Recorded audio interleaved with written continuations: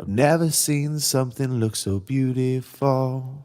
Well, this is going to be kind of like a ranting video a little bit. It's going to be kind of like a whining video a little bit. This could be a little bit about a warning video.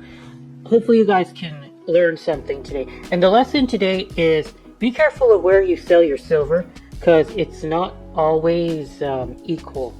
And this is a butter spreader. A butter spreader by Gorham here. It's sterling. It's about 25 grams or so. And it is worth about $40 in silver today. Maybe a little bit more. I didn't do the math.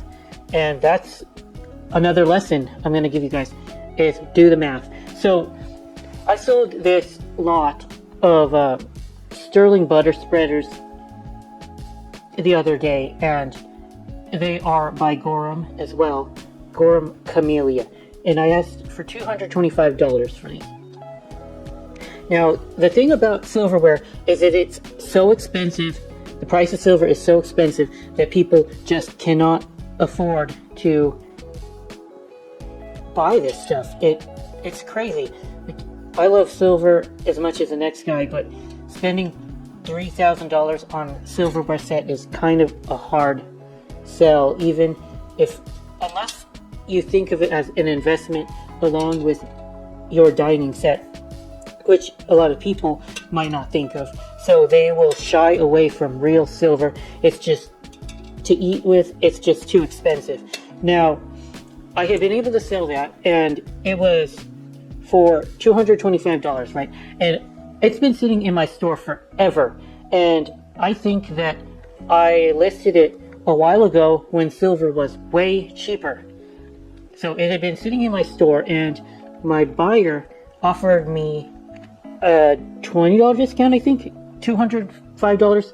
You're like, okay, I'll offer $205. And the way I price my items is I'm happy to accept a little bit of a discount from my buyers. I want them to feel like they have got a good deal too, so I accepted that offer. And the bad part, the depressing part, was when I decided to actually look at the transaction details. Okay, so I sell this stuff on Etsy, and that's where I think the most likely you can find somebody who's willing to buy silverware, real silverware. People from Etsy have a lot of purchasing power, at least some of the more well-to-do people. So I went to look at the funds area of the transaction, and I'll show you that, guys, really quickly. And let me talk about how much I would have gotten for those butter spreaders at Melt. It was about $48 at that point, and these, I could have scrapped those, sent them to my friend who knows a refiner, and he gives me 85% value of sterling silver. Well, when I had looked at what happened with Etsy in my order, I made $153.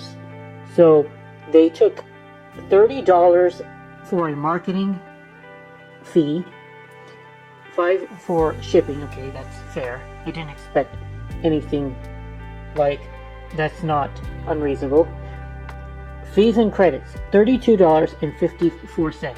So Etsy took more than $33 out of my $205 order. I had expected it, Etsy, or I sell on eBay as well, and eBay fees are about 14%, I think, somewhere around along that line. Well, Etsy's fee was over 25% in this case. 60. No, it was more than 30. It was more than 30%.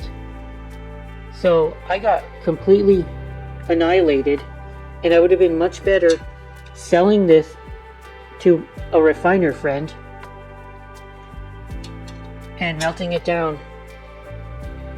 Melting 6 of these similar butter spreaders down.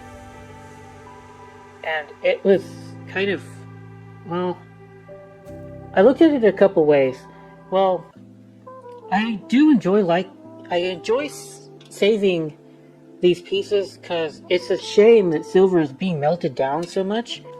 I did look at my buyer's profile because you can see sometimes the buyers will put their pictures in their profile, and she appeared to be a older lady, probably kind of well-to-do to be able to afford these butter spreaders. So at least it's a small consolation price that she's not just going to melt these. She's probably going to actually use them as silverware as it intended, and keep them around a little bit longer.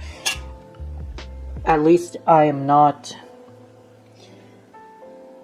selling them to somebody who's just going to arbitrage me, because that's what I would have done had I been able to find this amount, 6 of these for $150. You could easily just arbitrage that and melt them away. Of course, she paid above melt too, because of adding her taxes and whatever. But yeah, Etsy was the big winner in this circumstance.